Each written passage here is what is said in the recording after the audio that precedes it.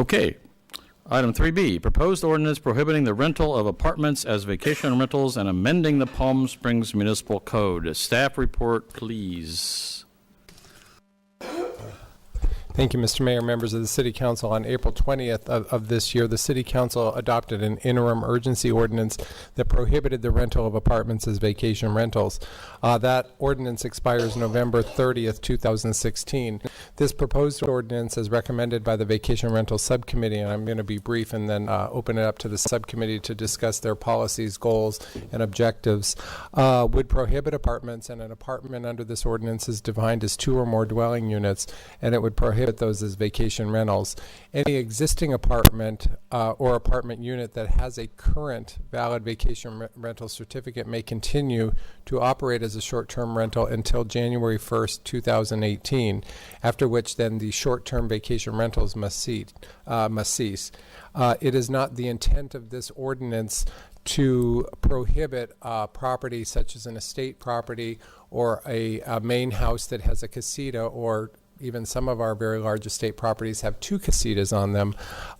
It's not the intent of this to prohibit that type of property as a vacation rental, and there's actually zoning code restrictions on how those types of properties can be rented out. So if adopted, staff will not issue any new vacation rental certificates to apartments, and the current apartments would be able to continue as long as to operate with a valid certificate until January 1st, 2018. And there are several alternatives for these operators. I do want to correct one public speaker today who indicated that in order to convert to a hotel, they would have to remove their kitchens, and that is not correct. The zoning code does provide for a hotel in an R2 zone with kitchens. It just depends on the final process that you have to go through to get it approved, but they do not have to rip out kitchens if that is one of the alternatives they want to use.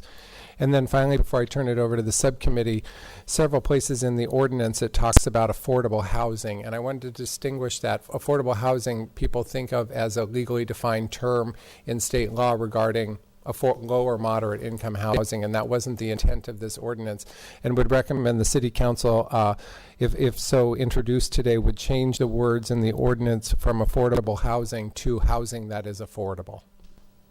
Can I also point out that on the top of page 02, that you have this, in your staff report, has a typo and says January 1, 2108, and I thought this is going to outlive all of us. Yeah.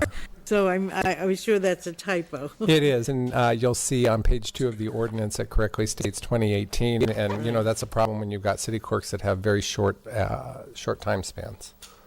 Yeah. Short timer. Okay, Councilmember Coors. Sure.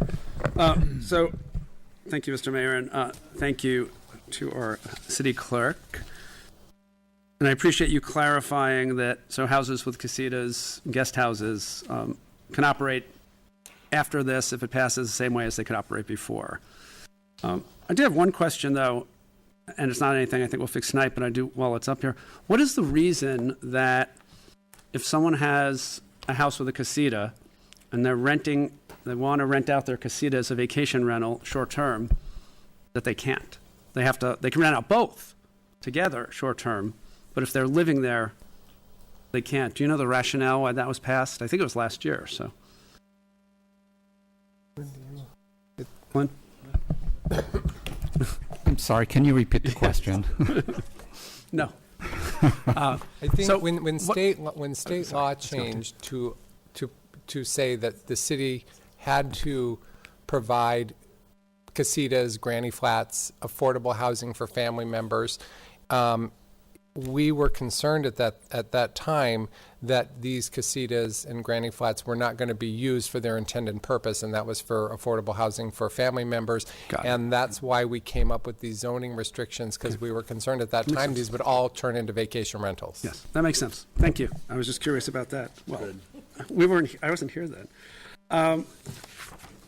And I appreciate you answering the question on kitchens, because I think at least I've heard that from several folks who presently have buildings that are entirely or partially vacation rental apartments, including that they heard that from planning. So there is no prohibition there for them. I just want to clarify that again. Correct. Okay.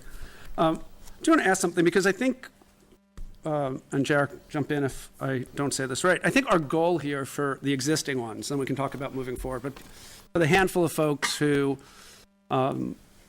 currently have apartments with valid permits, that we want to make it as easy as for them to continue operating, given they did it when it was allowed and their permits granted expire in a year and they can then have to get another year. But we want to make sure they were in compliance with the building and health and safety requirements as a small hotel, because many of them are operating as a small hotel. They advertise, some of them, with hotel in their name, or they have in the past. And so consumers assume there are going to be the same health and safety requirements and be on the level playing field with hotels as far as those, but not necessarily make them go through the whole CUP process and all the cost and change title of their building, which means refinancing and all that goes with it. So I guess what the question is there a way we can do that? Is there a way we could have the same health and safety building inspections for the same rules as a small hotel, but not make them go through the entire CUP process and actually convert their building? And I'm just talking about the ones that exist with legal permits now. So Flynn, do you have any thoughts on that? I'll jump in on that, Yeah, and please. Mr. Thompson can chime in if he feels like it. I think what we could do is have specific standards for vacation rentals, and as part of those standards, that might include going through some type of a process to verify that they meet life safety and building code requirements. So separate and apart from a hotel, you can adopt additional standards for vacation rentals that they would have to meet life safety requirements. And Jay, if that sounds in line with our discussion earlier today. Yes, I believe that is the fact. We would definitely, if the council wanted to proceed through that, we would include in another ordinance local restrictions and the authority for the building or fire marshal to inspect these types of properties. Right, and holding them to the same standards as a small hotel. Correct. For that purpose. Okay, is that something we can, Doug, is that something we can change tonight? Or we can come back and fix later? What's the best way to do that if everyone's in agreement on that piece? Yeah, let's see what we can come up with as I'm sitting here. Okay. So that's sort of, if you're in agreement with that, do you have any thought, just on the grandfather, the ones that exist now? And then I have some comments on moving forward. Clarify what you just said, because Sure. I've just gotten a little confused. Okay, so As, the way the ordinance is written is that the existing apartments would have to either become a condo, convert to a hotel, and follow the hotel standards and go through the CUP process and actually change their title, or change title to a condo, or rent for 28 days or more. I think our goal was that they just follow the same health and safety rules as a hotel for short-term renters that a hotel has to. So if there's another way we can do that, that won't cost them the same amount of money, but achieve the goal, we'd like to do that. okay, Is that, all right, I understand what I you think said. as you heard some testimony tonight, some of these, the owners have indicated that it would be too expensive to do that, and that would put them out of business. So the only thing you're achieving by that, I believe, is just the requirement for a CUP. Only certain types of hotels in an R2 need a CUP, and it's basically on the kitchens. So by trying to put these health and safety restrictions in there, you're in essence already making it prohibitive for them to operate. we don't know. As some of them has testified. Yes, we haven't seen any data on that. But there is a concern that small hotels, often 5-6 units, have to do all these things, and that these should be on the same level playing field moving forward. And when people come to our city, and we want to make sure the health and safety is taken care of, I think that's our responsibility. So if there's a way we can do it and make it less onerous, I think we'd like to do that. So sort of move on to the rest of it, and the reason the subcommittee is recommending prohibiting future permits for apartments, multifamily, vacation rentals. And there are a whole number of reasons we discussed. I think this staff report does a great job in focusing on housing that's affordable, and we talked about housing that's affordable for families. You know, if COD West Campus comes here, having affordable housing that's affordable for students is going to be important as well. But it's to maintain our housing stock, and I think it's being proactive. Right now we have 54 units, but we want to not see that continue. It's to help maintain what affordable housing we have, which the council recently identified as one of our top 5 priorities. As far as, the difference between an apartment and single-family residence, and we're working on single-family residences, but people do share a wall. So you could have a mother with a kid in school sharing a wall with different people every weekend, and sharing a pool and sharing a laundry, which is different than having a neighbor where there's a backyard that's next to each other and the view of the committee. We want to make sure, of course, the health and safety issues, and we want to level the playing field with small hotels, because essentially these are small hotels, and a lot of them advertise that way. So that was just a lot of our thinking going into it. I don't think I have much more at this point to add, so if you want to go ahead, JR, with sort of, at least from the subcommittees. Well, Point. what I would Councilman add Roberts? for the benefit of the council is that, obviously we're bringing you a list of recommendations. This was very, very difficult to start. We knew that going in. I don't know that there's a perfect solution. One of the things that Jeff and I found as we moved into this was that most other California resort cities that are similar to Palm Springs in terms of the volume of tourism are just doing flat out bans. And that's kind of what we were hit with initially as a tidal wave. And we were looking to see if there were ways to allow some level of short-term rentals as an alternative form of lodging. We created a list of very specific objectives to try to weigh all of our actions or recommendations against. It really relates more to the single-family houses, but the reason we took on the apartments right away was for the reasons that Jeff already recommended. We saw, or suggested, we saw this as an urgency because apartments really are our last hold on what might be housing that's affordable. Secondly,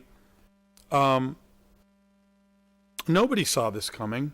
We got email today questioning how we could allow permits and then how could we take them away once people made investments. And having sat on planning commissions for way too many years, I can say that it's not uncommon that we have zoning, that we have ordinances. They do adjust when the new impacts occur or negative impacts occur. It's not uncommon for cities, and particularly us, to adjust our ordinances or to adjust our code in certain ways. That's what happened. We see real impacts on affordability, and we think that that is a big negative for Palm Springs. When young people or people starting out or people who want to come here without a lot of money can't afford to live here, or to me, more importantly than any of that, our own staff can't afford to live here, the people who work here, that's a problem. And that was sort of the driving force for me in this. One PS came to us originally with this recommendation, and when it first came to us, I thought it was far-reaching. The more I thought about it, the more it made sense. When I looked at the criteria that they brought, it made more sense to me.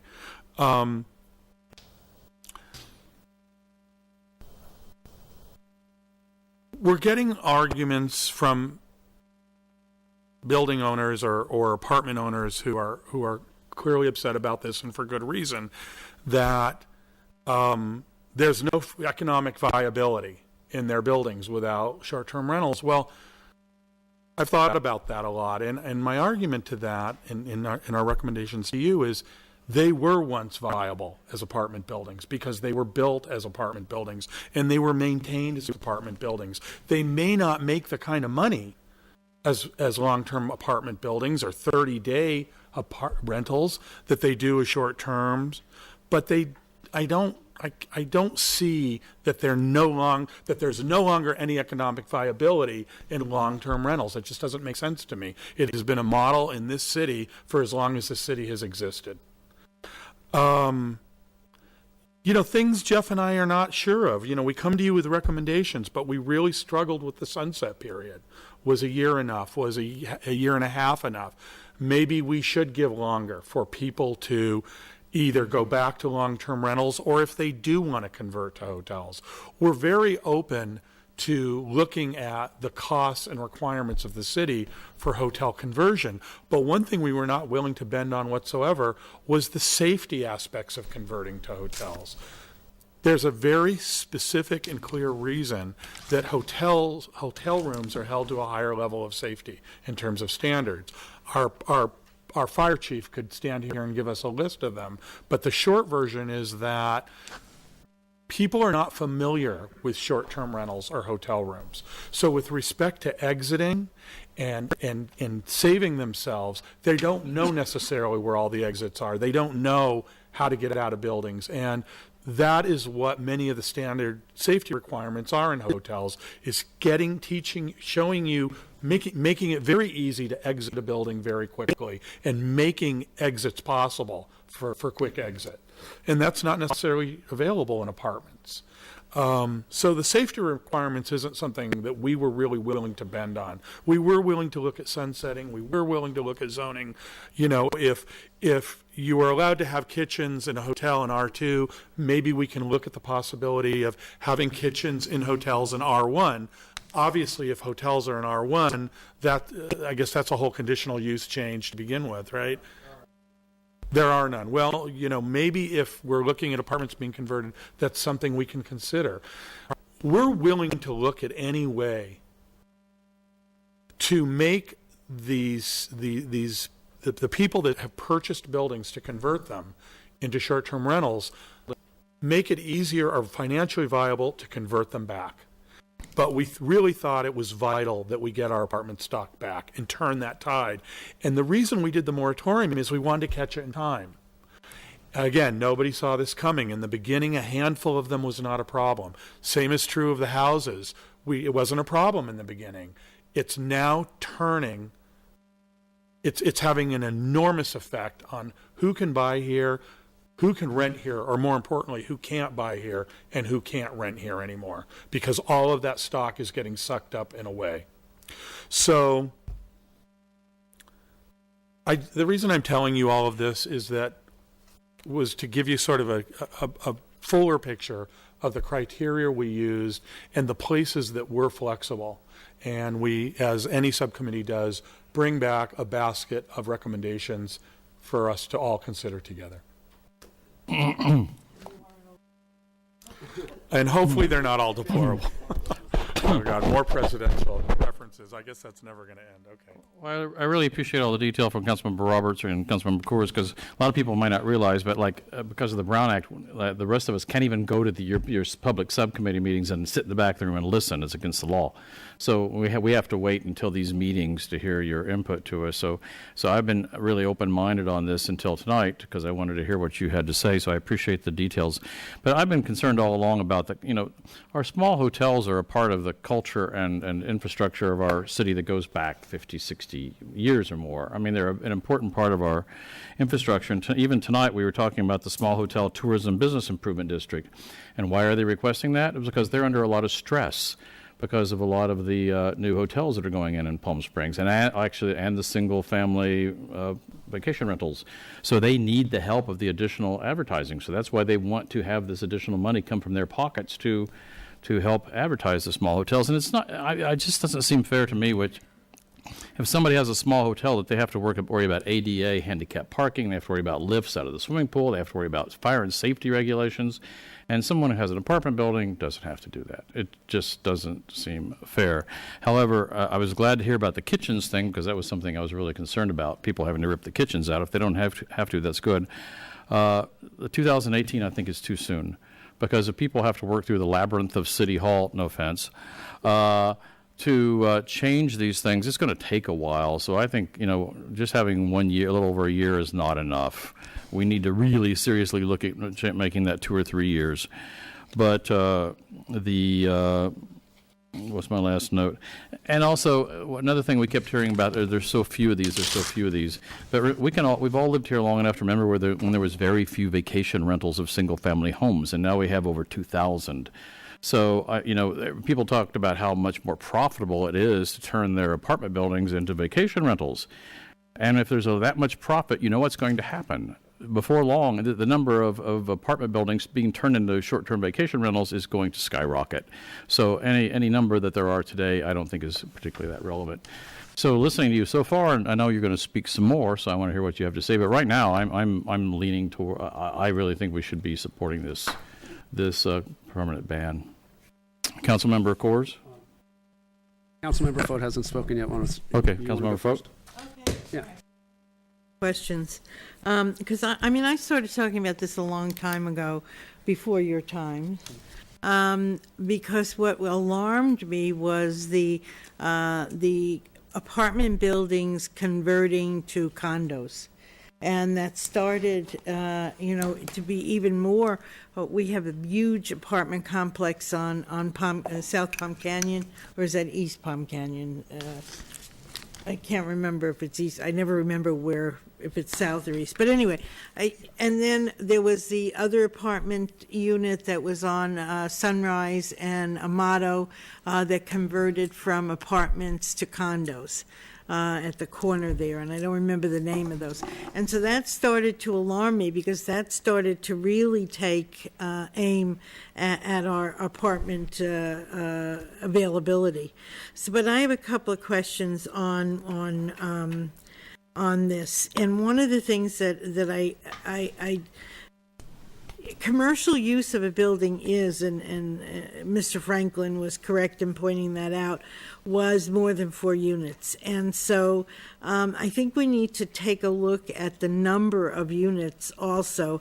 There's also someone who contacted me who owns a duplex, and he lives in one side of the duplex and he rents out the other side. So he's right on scene, and he rents out his other half of the duplex to short-term rental. And so I'd like to see that addressed in some sort of a, whether it's renting, if an owner occupies one unit, then the other unit could be, or if a relative of the owner, the other unit could be short-term rental. So if you can address that, that would, I think, would help also. The other thing is that in San Francisco, and you'd probably be more familiar with this than I am,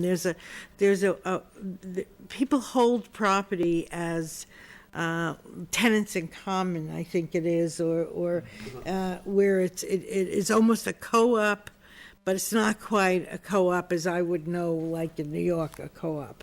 And so, what's to stop this from happening at some of our smaller buildings in order to keep them as short-term vacation rentals if they co-op them that way? So, Sure. you There are don't need questions. to add me that. No, This is I a can answer. question that if you could address, and along with the duplex side, one side and the other.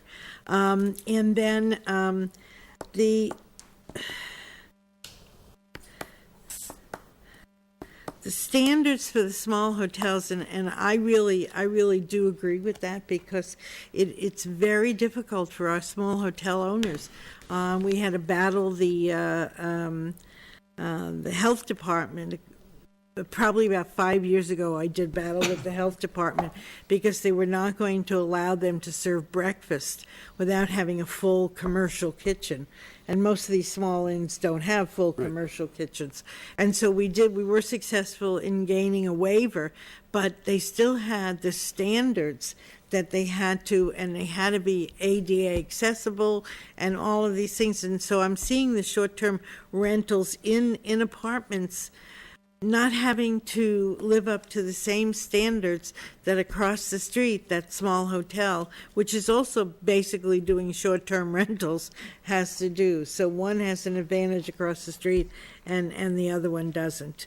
And then just for a staff thing, on page 13 you gave, there was a table. I had a hard time reading the table because I didn't know, if we put a table in, can we have a key so that we know what the abbreviations stand for? That has nothing to do with this, but it was, I didn't know what the abbreviation stood for. I knew what apartment stood for, but I didn't know what the other abbreviation stood for. And so I'm anxious, to see us deal with this, because we are on the verge of having some real serious issues in the city, and it's a shame, because I've been I know a friend of mine lives at the Twist, and it's a great complex, but it also has that feeling of transiency. And so I see both sides of it. The city red tagged that building and took everybody out of that building. It was a horrible, horrible cockroach-infested building. And we had to relocate the tenants that were in that building. I think there was something like 6 or 7 years ago. And so the owner of, put an enormous amount of money into that building. That was low-income housing, but it was low-income housing that you wouldn't want to put anyone in. And so I do feel that I agree with the mayor. I think this is too short a turnaround time. I would like to see the subcommittee lengthen that time so that the appropriate changes can be made for the owners of the properties. Councilmember Coors? Thank you, Mr. Mayor. So just a couple things in responding. I think Chair has already said it, but I think we were fine with a longer time period. We just sort of were talking about what it should be at the meeting. And again, if there's a way we can do it to make it the most easy for the existing ones, because they were operating under the old those rules at the time, that's our goal here. So on tenants in common, which is used in San Francisco because they don't really allow condo conversions. There's like a lottery and you get a handful of them. They're usually in 2 or 3 unit buildings. But you wouldn't be able to do it under this because they're multifamily buildings, right? So we don't allow, if the ordinance is written, wouldn't allow it in multi-unit family buildings. So they wouldn't be able to do it as a tenants in common and rent the entire building. So if it's a 3-unit building and then the owner went out and got 2 other people involved in ownership, 2 other members of the family in ownership, then why would that not be a condo and being able to rent out as a, because we're not including condos in this. If they want to go through the condo conversion process and a CUP, everything that goes with becoming a condo, they could do that. And that's something. So just because you don't address a co-op in here. We don't do co-ops. And we don't address California. condos. But yeah, we don't address condos. But I would suggest at the next Affordable Housing Subcommittee, we talk about condo conversion, because I think your point is really well taken. On the duplex idea, and I'm not sure how we would do this, but I think if you have an owner-occupied unit and the owner actually lives in it and doesn't rent it out at all, and there's and they're willing to have a vacation rental next to them, I think that would be okay. But they couldn't rent out the other unit either full or part-time, right? I don't know what you think on that. So, I mean, I think I'm open to that if there's a way we could figure out how to draft that and enforce it. But if staff sees a way to do that, I'm not, if the owner's willing to have that next to them, it's like a casita in a way. Yeah, we currently have a hotel, an establishment that was operating as a hotel that has a main house and has 5, I think there's 4 or 5 units, but it's in a residential area. And so they were renting it out and acting as a hotel. And to my knowledge, they are still acting as a hotel. And that shouldn't be legal now. And that shouldn't be legal now. It is.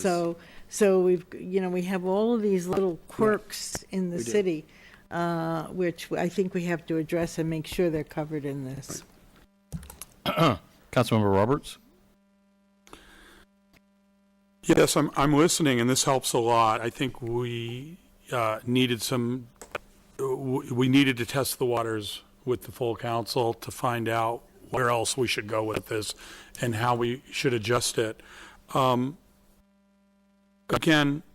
one of the objectives, and I didn't bring this list of objectives, we don't need them this minute, because again, they more relate to houses, but a few of them relate overall, and one of them was that our job as council members is to help maintain a high quality of life for our residents. It's also our job to create a quality tourist experience and work with our businesses. But when it comes to our neighborhoods, in the way that Jeff and I approach this, residents, full or part-time, come first. If we're going to do short-term rentals anywhere, anyhow, they're a privilege. They're not a right. They're an accessory use, an ancillary use to somebody's home or to somebody's extra unit or whatever it is. So the goal is to really move away from turning what would be residents' homes, part-time or full-time, into businesses, just pure investment businesses for people who don't live here, or even if they do live here, just turning neighborhoods into businesses. That's what we want to move away from. That's the goal. And that's certainly the goal with apartments. So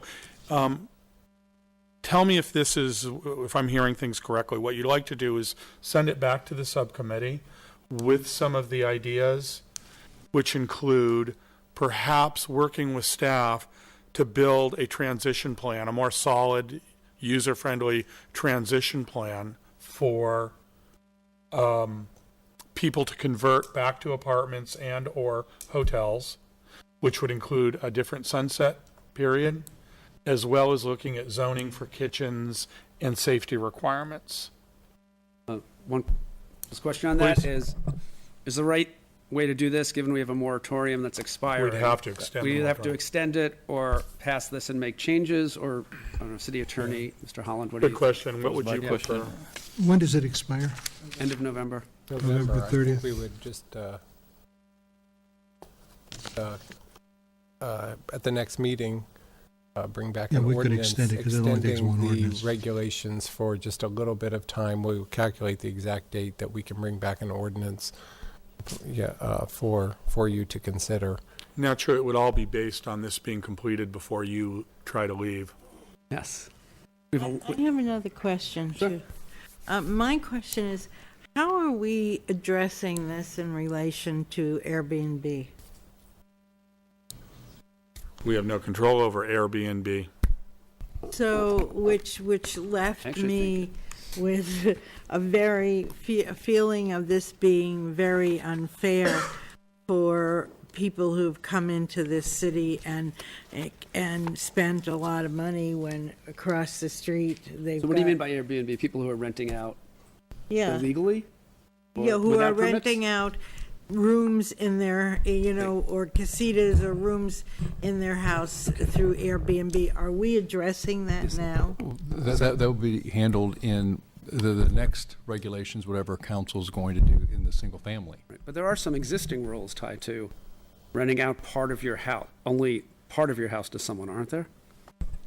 We went through those at one of the subcommittee meetings. That's currently, that you would have to have a vacation rental Yeah. certificate, but that is currently allowable to rent out all or a portion of your house at one time. But only with a vacation rental certificate, otherwise it's illegal. Correct. So if there No. are folks doing that on Airbnb, and we do have someone who does rent places and finds them, they get sort of slapped on the wrist a little bit, which is something we are going to address, really increasing the fines for these illegal, non-permitted, whether they're Airbnb or full single-family residences, to really change the rules around that Well, and I would add that and pull their permits. one of the most powerful pieces of dealing with STRs is going to be a new heightened level and very strict enforcement.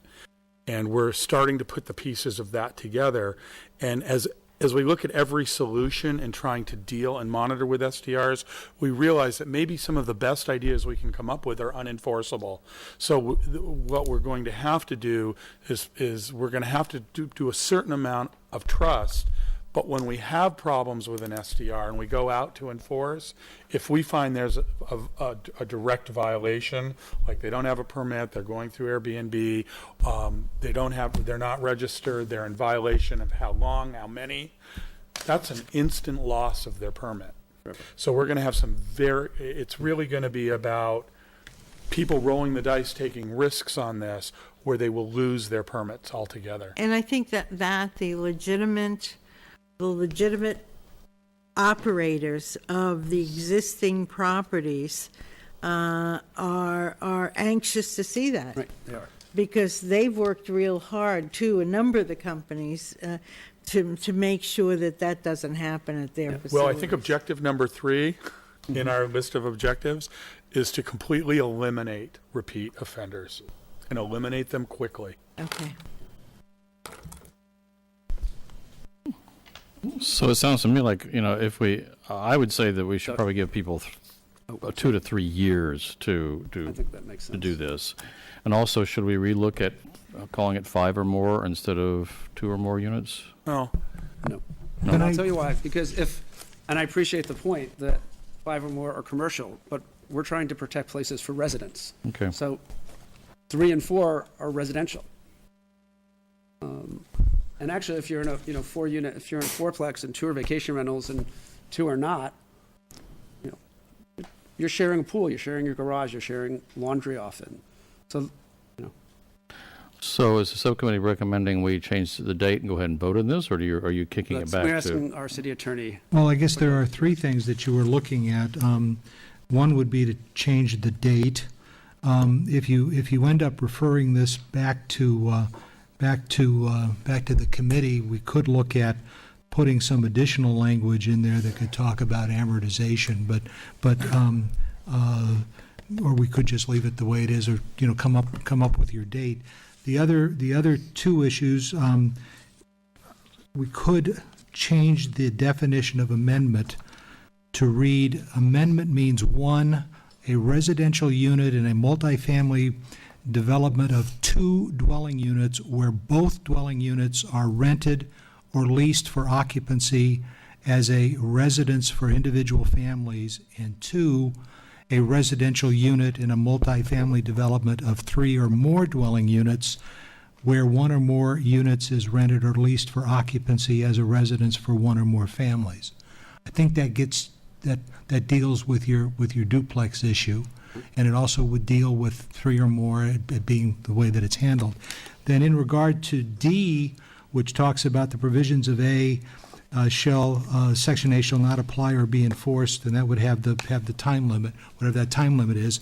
And then we could also add an additional sentence there, or actually a new section E after D, that would say the provisions of subsection A, which is the prohibition, shall not apply to any building in which an apartment is located, meets all requirements of an R1 occupancy under the city's building and fire code requirements. And so that would... Already permitted. That's right. With a permit. Yeah. So would that cover, Flynn and Marcus are talking, would that cover our goal here? I think it does, yes. Flynn? All we would need to do is get what dates you're satisfied with in D. I think if, What we're doing, we are not issuing any new permits. Correct. This is only dealing with already permits. But we could include that in this document now, and you could we can do that introduce now. that ordinance. So we can. Yeah, so why don't we move it? Then we don't have to do the extension of the moratorium. And then We can adjust do those it. fixes.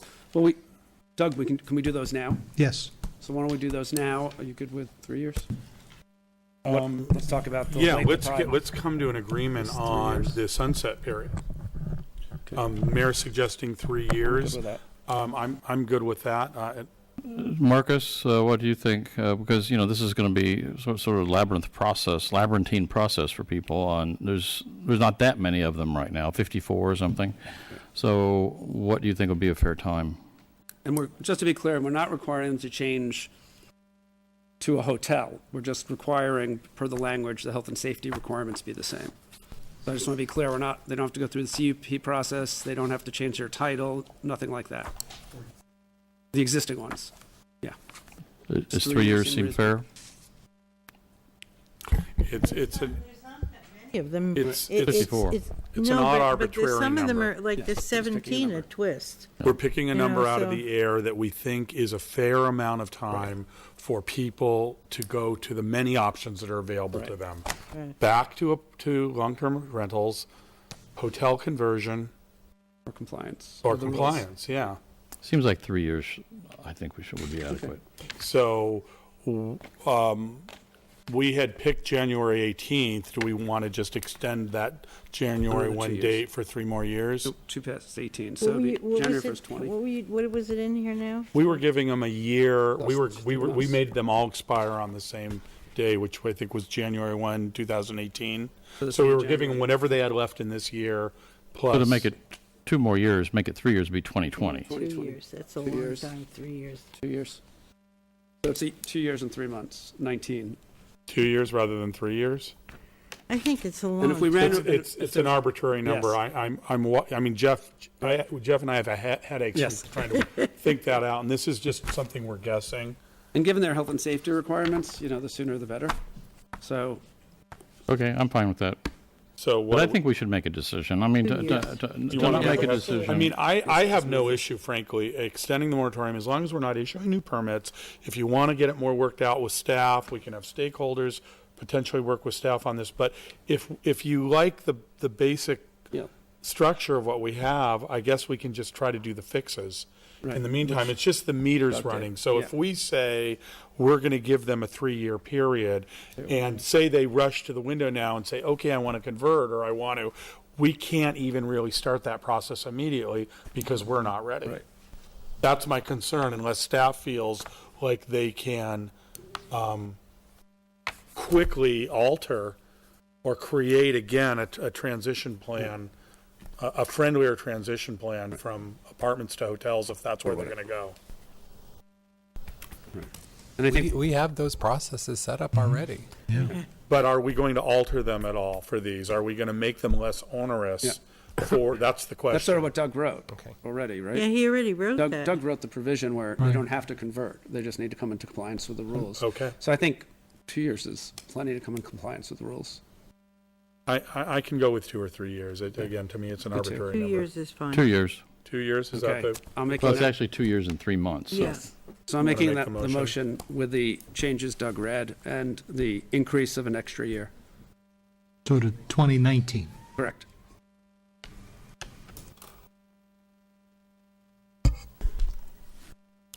You know, again, at the end of the day, this is a very difficult process. We don't take anything for granted, and we're taking this very seriously. But there's no way for us to come out on the other side of something like this, keeping anyone or everybody happy.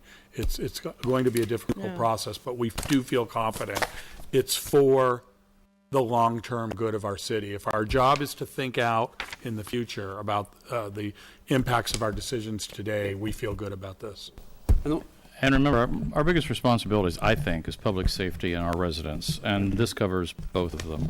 Absolutely. I just want to add, I think we've had 5 vacation rental subcommittees in the last 5 weeks, roughly. We had 2 just on apartments. We have another one on Monday. So we really are doing a lot. And we have 3 hours scheduled for the next meeting. So we really are trying to get a lot and a lot of options. So when we meet with council, we really have done the work, research, have some recommendations, but present a lot of different options for discussion. We're also getting a tremendous amount of help I from the want community. to compliment you on this because it is a difficult issue. We've got, people who live in the city who are, concerned about neighborhoods, and we have people who have chosen to invest a great deal of money in our city. And, and many of whom live in our city also. And plus employ a lot of people in our city. So it's, it's a very difficult issue for us. However, people do deserve an answer from us one way or the other. Absolutely. and we will continue on. We're about to wrestle the biggest bear of all, which will be single-family residences. Yeah. And again, people are so passionate about this and angry and on all sides of this, where Jeff and I are getting bombarded. And again, we asked for this. We asked to be on the subcommittee. We wanted to take this on, but I'm telling you, it's taken everything within us to But people have to deal with it. understand that it's a compromise, because there is compromises to be made. And I think that anyone who vilifies the two of you in whatever decisions you bring here are really do so at their own peril, because this is a difficult thing, and we need to come to some conclusions, but it doesn't mean one side wins and the other side loses. And so there has to be a willingness to compromise. I've often thought that the cities that did the outright ban, it wasn't because there were no other choices. It was because it's so difficult to try to come up with what you feel is a fair compromise and preserve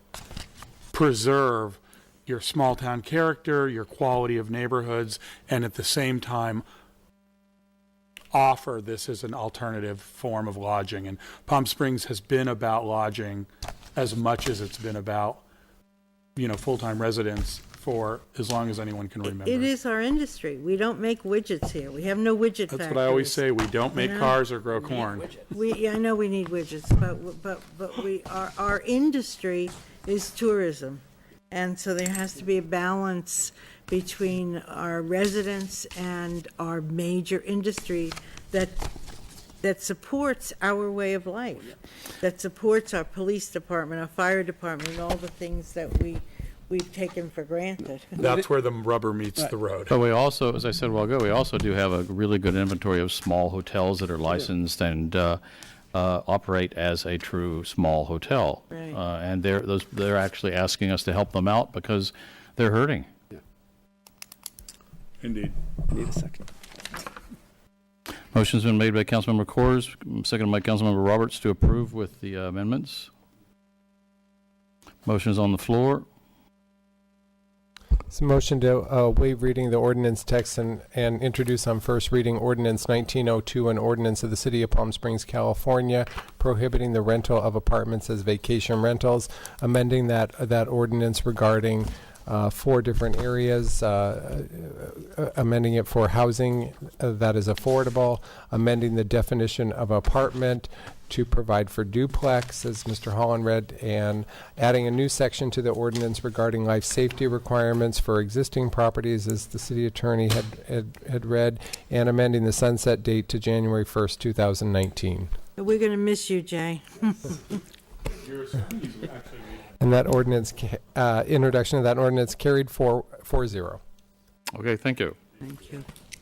Next, new business, item 5A, approval of schematic design for Fire Station Number 4 and approval of amendments Number 3 in the amount of $335,000 to consulting services agreement Number A 6757 with Interactive Design Corporation for the Fire Station Number 4 rehabilitation. Staff report, please.